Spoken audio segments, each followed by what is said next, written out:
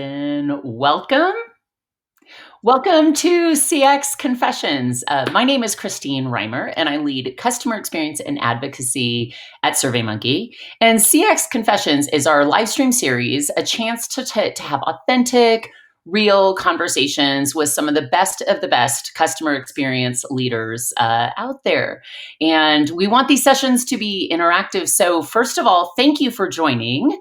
And please share with us where you're joining from. I'm always surprised at the global nature of our audience. So please share where you're joining from and ask questions throughout this session. The person I'd like to first and foremost welcome is Charles Gao. He is the customer or fan experience leader for the Golden State Warriors and the Chase Center. So we are so lucky to have him. Welcome, Charles. It's great to be here. Good morning, Christine. Good morning. So I have gotten a chance to get to know Charles over the previous months, and I'm so excited for this conversation because every time I talk to him, I learn something new about how to think about experience end to end. And so he's got a wealth of knowledge with one of the best brands and best teams in the world. So Charles, first of all, was it your basketball skills that got you the job? Or what was your background? How did you end up in this role of thinking about the fan or customer experience for the Warriors? Yeah, I'd like to think that it was my basketball skills, but sadly, I don't think that's true. Yeah, I've had a pretty interesting career path, and very fortunate to have the stops along the way. I don't have the long-term traditional sports background that some of my colleagues have. Right? I'm not a sports lifer. I've had various work experience in tech and management consulting and investment management. So kind of a litany of different sets of experiences. And then when the opportunity opened up with the Warriors, it was phenomenal because it was the team that I was rooting for, but also it was an opportunity to apply everything that I'd learned throughout my career to something brand new and such a pivotal point in the story here. So it was all kind of fluid and evolving, and still is in many ways.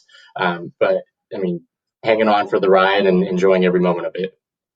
That's awesome. I'm having moments, having read and watched Moneyball, of you coming in and we'll touch on that, of thinking about a business approach or thinking about the importance of data. But we'll get to that. So okay, backing up 3 years ago, you start this role. You come from a tech background. And if I'm remembering right, this is right at the time we've got the Warriors has got this massive pivot going on, and you're taking on, I think, more responsibility. So tell us a bit about the goals when you started, and then how that journey's happened over the last 3 years of thinking about the experience that you deliver for your fans. Yes, when I started, it was 2017. So this was the same year that the Warriors broke ground on Chase Center, the brand new stadium in San Francisco. And when I started, we were playing games at Oracle. And I think to understand the journey here, you've got to understand the differences between Oracle and Chase Center. Right? At Oracle, we were tenants. So we were a basketball team that was renting out the building to play games there. And we were the largest tenant, so we had a lot of influence. It wasn't our building. It wasn't fully under our control. Whereas with Chase Center, right, 100% privately financed, totally owned and operated by the Golden State Warriors. So we control every single aspect of the arena, right? Every usher, every ticket taker, they all roll up to us, and we get to kind of dictate a lot of the operations and the strategy of the building and the fan experience. So I think understanding that transition helps paint that picture. It's much more than just a 16-mile move from Oakland to San Francisco, but was really an evolution in our company. So tying that back to the role specifically, when I came in, it was kind of a broad charge, right? I think my primary goal was figuring out how can we help the business utilize data to make an impact, to drive success, to drive improvement. And I think a lot of that runs the gamut from all the different aspects of the business. So being just a basketball company, you put a lot of focus on, I think, a lot of the traditional departments, right? Like ticketing, how do we price, how do we package appropriately and get the right fit with the market, right? But as we progressed in our journey towards Chase Center, I mean, everyone throughout the company, so not just myself, but really had to take on this extra hat of figuring out what does life look Chase Center and for the future of us, knowing that we're going to have this far expanded scope of responsibilities, controlling much more of every aspect of our product than we could even imagine. So with that in the back of our minds, I think it was always this dual track of execute now, but also figure out what do we need to succeed and come 2019. So I think that's kind of the groundwork for the evolution of our company, the evolution of the role of analytics and fan experience in particular. And I mean, it's been a tremendous ride, and SurveyMonkey's been there every step along the way to help us collect that data and be the eyes and ears for us. I love it. So you mentioned something that strikes me, and this is just helping me think about my role and so many of our peers. As someone who's thinking about the experience you deliver, sometimes it can be tempting to focus on that piece or part, right? So, what's it like once they arrive at the game, or what's their seat like?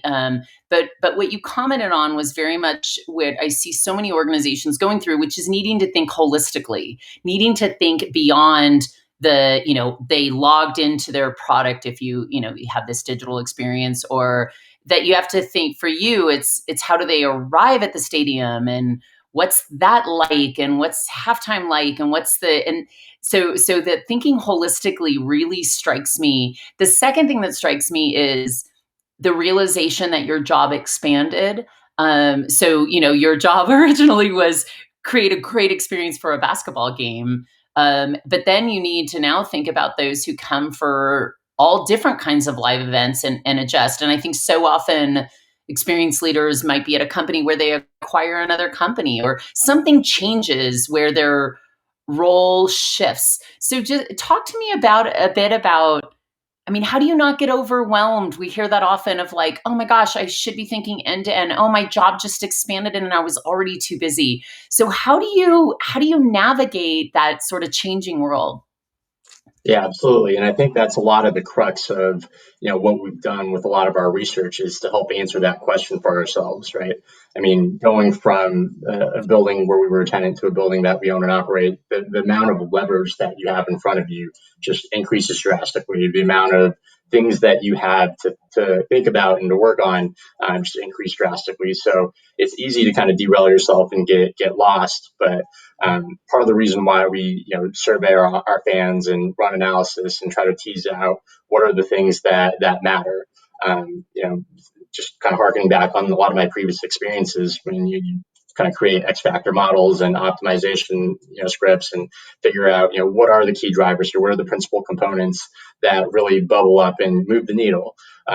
That's what we try to answer, and a lot of our surveying is to get a direct answer from our fans and just figure out, okay, what's most important to you, where should we put our time and attention and resources to optimize the fan experience, but also just kind of running the analysis between how do they rate their overall experiences versus a lot of their subcategories, right? So if we run a model and look at the relationships between your parking experience or your food and beverage experience and your overall experience, and how you rate the courtesy buskers, how you rate the ingress egress, how you rate the retail shopping experience, all of that kind of feeds into this holistic picture of here's the overall experience, but then here are all the subcomponents. And by looking at the data, we can actually see, okay, this one really matters. This one, they're more forgiving if you don't do it quite right immediately. So that kind of helps us set the agenda and figure out where do we get the highest ROI for our initial investment when we're opening a brand new building. Yeah, no, absolutely. And it sounds like, based on how you're describing it, it sounds like you do have a methodology, or in terms of how you're measuring your feedback. So what framework or what methodology do you guys use at the Warriors? Yeah, so one of the key metrics that we use is Net Promoter Score. I mean, it's commonly used across our industry, across other industries. So it's easy to find benchmarks. It's one that we've been using for a while. So we have plenty of historical comps, and we're able to track how we're doing against what we think we should be doing. But in terms of framework, I think that's where having different experiences coming into this role really helps, right? It's not understanding that fan experience isn't a one size fits all solution. It's got to be kind of tailored to the specific use cases and specific scenarios. So a lot of my role has kind of been fan experience meets data science meets business school, and all that converges into new research, new projects, new findings that ultimately help drive a lot of our strategy. Okay, super helpful. For those that don't know, so Net Promoter is a question where you ask, how likely are you to recommend to a friend or colleague? And then it's a rating of 0 to 10. Nines and tens are considered promoters. Anyone who's giving you a 6 and below is considered a detractor, and there's a scoring system. So I'm sure you could Google. We have lots of data on our site about that. So it's a great framework. It's been out for 20 years, introduced by Bain. Some controversy around Net Promoter, the pros and cons, because you need to tease out what are the drivers out of that feedback. And then you ask an open-ended question, why did you give the rating? And so it sounds like, Charles, you are both are at a level now where you're looking at that driver analysis. So is it cleanliness? Is it parking? Is it food and beverage that weighed into the rating that they gave? And then it also sounds like if you could touch on a conversation that we're having so much in the CX world is marrying feedback data with other data so that you can drive action. So it's as you get this feedback from your fans, are you joining that with additional data so that you know what action to take? Tell me a bit about how that works. Yeah, absolutely. I mean, every single year, every step along the way, we collect more and more data, and shame on us if we're not putting it to use because it's all good stuff, right? So as we continue to collect more data, we're always thinking about ways to infuse data and create a better package, more than the sum of its parts. So whenever we collect survey response data from our fans, we typically also have other data related to their purchase history, where they were seated, how much they spent, things like that. Were they a season ticket holder? Were they a mini plan buyer, groups buyer, individual ticket buyer? A lot of different attributes that really allow us to slice and dice and analyze, how our experience is from different types of fans and different people. So, like an example, if we look at our food and beverage experience across our arena, we can break it out into neighborhoods and different sections, and that helps us pinpoint where our successes are and where some of our areas for improvement are. And that's been instrumental in crafting tactical solutions to kind of make the experience better and better. Yeah, no, we're in the same boat at SurveyMonkey. When we gather 700,000 paying customers using SurveyMonkey and a lot more using our basic service, and in a group using our enterprise offering, we need to be understanding as we gather that feedback of who are they, and break them into those cohorts so that we can drive action plans that are relevant. So helpful to think as I picture you. Someone saying the bathroom's dirty or I didn't have this great experience. You can't take action unless you are, or you can more effectively target that action in a meaningful way when you have it joined with other data. Absolutely. And yeah, I think you hit it on the head, right? It's all about action. If you know the NPS, but you can't tell your business partners or you can't tell the actor how to improve it, then it's no better than just knowledge for the sake of knowledge, right? But Right. getting into that second layer, and I think you mentioned some of the tactics that we're employing right now, like looking at the correlations, looking at coefficients after running regressions and running text analysis, right? Looking for keywords. All of that, I think, helps feed into our understanding of what our fan experience is and what it can be by addressing a lot of our fans' needs. That's awesome. All right. So, Golden State Warriors, an enormous globally known brand. The Chase Center, this phenomenal new live event center. You're talking about, gathering this feedback and taking action. You must have a massive team, Charles, and many people listening today might be trying to take action with smaller, scrappier teams. So talk to me about this enormous staff that you have to accomplish this work. Yeah, so I'd say this at the Warriors, compared to other places where I've been, seeing the proportion of the brand size and exposure and reach to kind of the size of your operations is significantly larger. I mean, we actually operate fairly lean. It's not a big team, not a ton of resources to work with, so we kind of have to be creative, be scrappy, really show our grit, and figure out how to make the most out of what we have to work with. And a lot of that is actually really rewarding. I think because of the way that we're structured, it kind of allows people to not necessarily be stuck in a silo. You can wear multiple hats and work on different projects, get exposure to different areas. Voice your opinion, be heard, kind of cross different levels, and kind of get out of a lot of the corporate doldrums that sometimes people find themselves in larger companies, and it's really empowering. I think at the Warriors has a voice to make a difference, right? If you know something, if you have data, if you have some point of view that you want to share, we've got a great culture in place where people are open-minded, people will hear you out, people will give you the time to make your case and really hear you out and listen intently. So that's been phenomenal, and I think having a tool like SurveyMonkey is great because we can't do everything in house, and having something that's convenient that we can just use on the fly makes our lives so much easier and allows us to kind of play these utility roles and do multiple projects at a time without getting stuck in one part of the business. I love it. I love that you hit on something that I'm hearing so much over particularly the last couple of years, is the importance of agile, being an agile customer experience program where you do need to be, most folks are working with smaller teams. You got to be smart. Use products that are easy enough to empower others to use, but be agile in your action plan, because no one's operating from a place of gathering feedback and taking action 3 years later. You've got to be able to adjust. And you hit on their culture, and I think you touched on most of it, but the Warriors has such a defined culture, the personalities like Steph Curry that inspires so many, and all the profiles I've seen of Steve Kerr as a coach, the tone that's set. And I don't mean to be this a loaded question. I mean this authentically. The culture that we see on the court and in interviews of these personalities, are those consistent or how does that permeate sort of the corporate culture of how you run the Chase Center and the Golden State Warriors business? Yeah, I mean, it 100%, I'd say it does. One of the coolest things about our setup at Chase Center is that we're all under the same roof, right? So your basketball team, your coaches, your player operations, we all share the same roof as the corporate functions.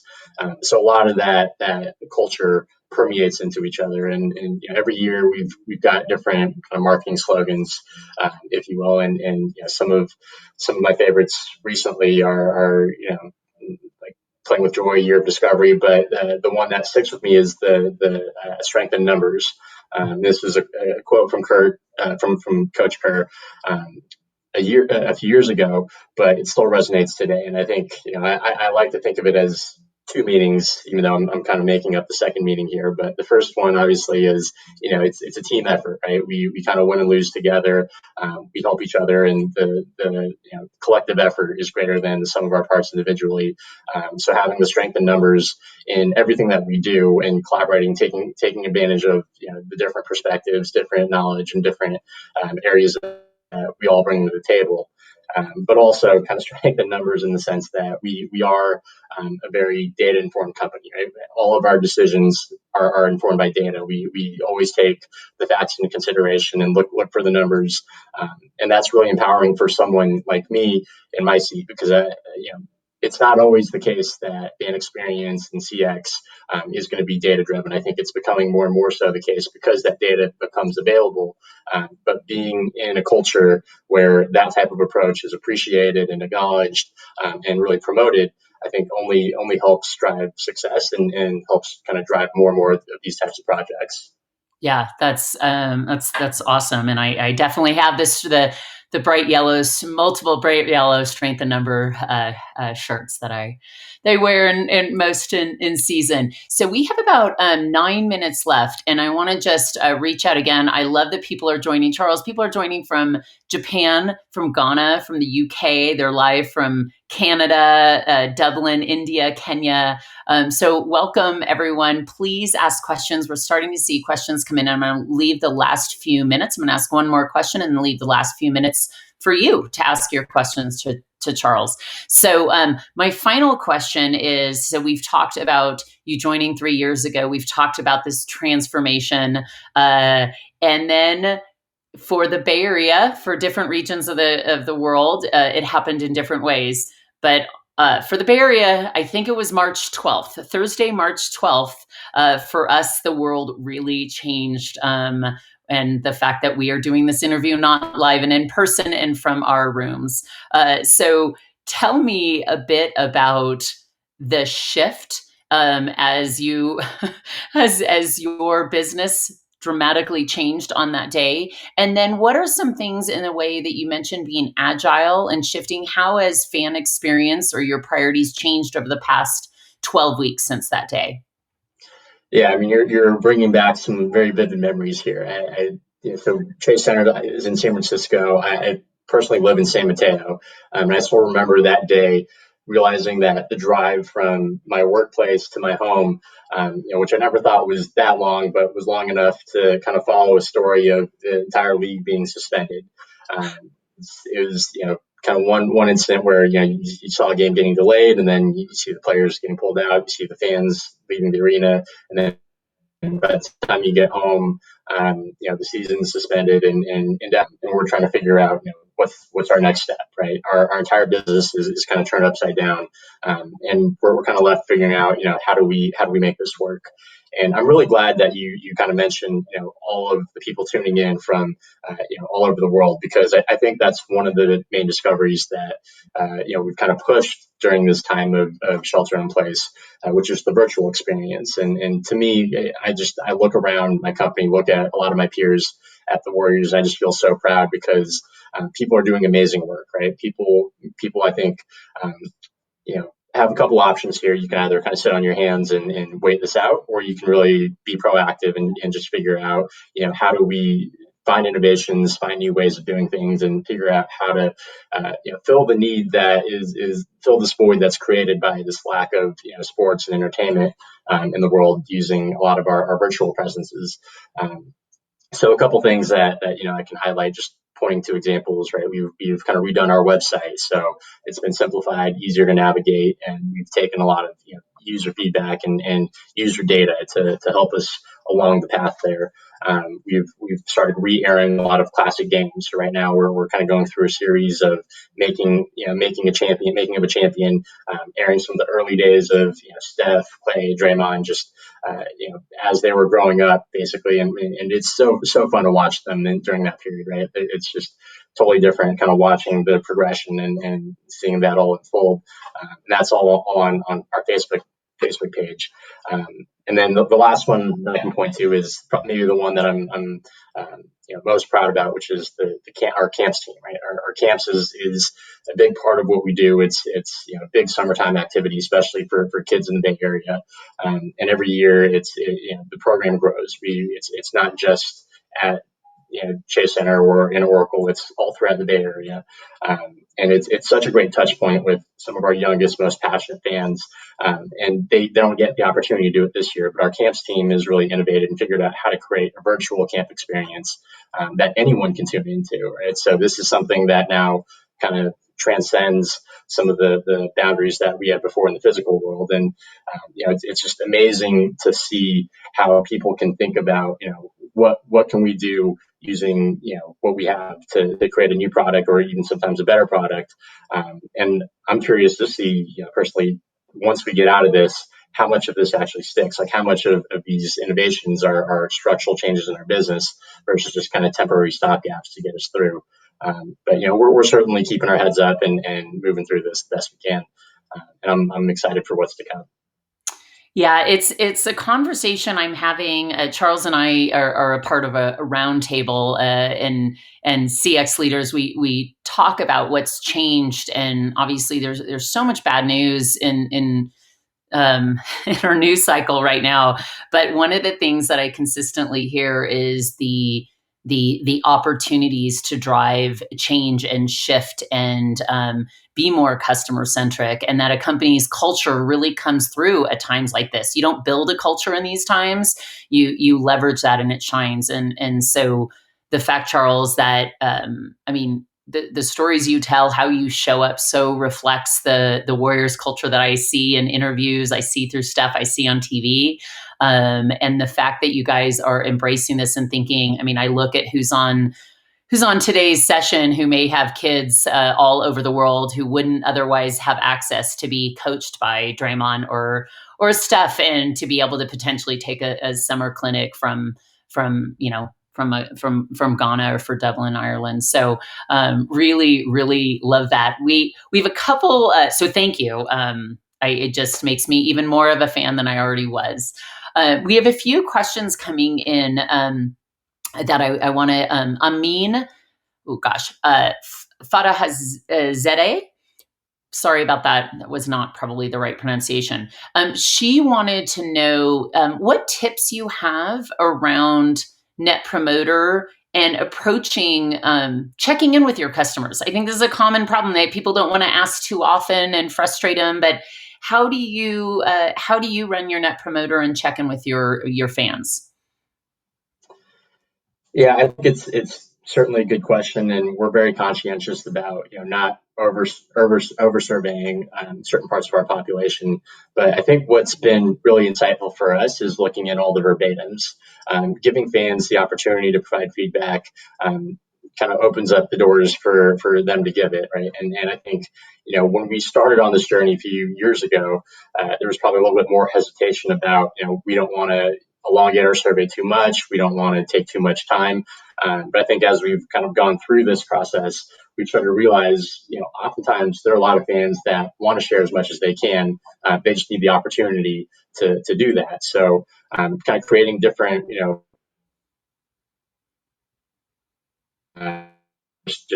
more room, more white space, and then being able to go through, take all the feedback. I think that's really where a lot of the skill comes in. After you've collected the data, how do you go through and dissect it and figure out what's important and what's not important, what matters and what doesn't. And I think a lot of that has been like I said, kind of a combination of different skill sets that I've been lucky to pick up along the way and learn from a lot of my colleagues. But I feel like that's kind of been a secret weapon of ours. Yeah, absolutely. And just building on that, I mean, I think one of the things is being thoughtful that certainly well more than 50% of surveys are now likely to be taken on a mobile device. So you want to make sure you're using a platform that's mobile optimized. So you're meeting your customers or fans, where they're at, and making it either easy to tap and swipe and provide verbatim feedback from increasingly their mobile device is another piece of advice. So the more you can meet your customers where they want to be and make that friendly, the more response. And then, of course, taking action. If folks feel like they're providing you feedback year after year and you're not doing anything with it, you lose the right to have that dialogue. So it's important that you're taking action on that, which clearly you guys do. Well, I think we have time for one more question. This is from Reggie O, who's a market researcher. Is there a data stream, Charles, that you're not utilizing, you wish you had access to, or that you're working on more actively and accurately measuring as you think about kind of that holistic fan experience? Yeah, I think when we survey our fans, it's always kind of on a post hoc basis, right? So you go to an event, after you go to the event, you get a survey that asks you about your fan journey. We would love to get to a point where we're live and in the moment, right? So kind of leveraging our digital apps. Everyone's got a cell phone, like Christine mentioned, over 50%. And for us, I think the statistic is even higher. I think I might even go as high as like over 80% for a lot of our surveys are all done on digital devices. But if we can get to a point where we can survey someone on the spot. So as you're walking into Chase Center, we know from our beacons that you're coming in through the east entrance. We know that you passed by a Tony G's Pizza, and then you went into our retail store, and then you went to go sit in section 101, and then the halftime performer was a youth basketball game. Every point along the way, we'd like to survey you kind of on the spot and just kind of give you an easy way to just kind of rate it as you're walking through. So that way, the feedback is much more relevant in the moment present, but also much more timely. So if we get something in the middle of the game, maybe it's something that we can adjust faster than we would otherwise, knowing after the fact. Yeah, no, absolutely. And, as that's a physical experience at an event. Increasingly what we're seeing, and we have a product for those not familiar called Usabilla that helps you gather feedback through the digital experience. So in that moment, I'm on the plans and pricing page and I'm lost. I don't understand something, being able to provide feedback there. In addition to that channel, which is that general broader over like net promoter, where it's that broad experience. So you are right on track. We are seeing more and more folks. You want to be gathering that broader feedback and teasing out the drivers, but you also, as much as possible, want to watch that in the moment where someone's bumping into something, has friction, and can provide that feedback real time. So for those interested in increasingly thinking about the digital, reach out to us, if myself or through SurveyMonkey on Usabilla. All right, with that, sadly, we are out of time. And for those whose questions we didn't answer, we'll see what we can do to follow up. I would like to thank all of you for joining and taking the time to watch this. Please share. Tell us what you think. Tell us who else you'd like to hear from. This is like Charles, we're running kind of a small, scrappy program just to talk to the best and the brightest in an honest way. And then to you, Charles, to your fiance, a shout out to the soon to be coming awesome wedding that we hopefully can all help virtually encourage and celebrate. Thank you for joining us today, Charles, and sharing your expertise, your wisdom, your experience of leading the fan experience at Warriors. They are very, very lucky to have you. Thank you, Christine. It's always a pleasure to catch up. Yeah, absolutely. All right. With that, everyone, over and out. We will see you in a couple weeks. But thanks so much, everyone. Have a great day. Stay healthy and stay safe.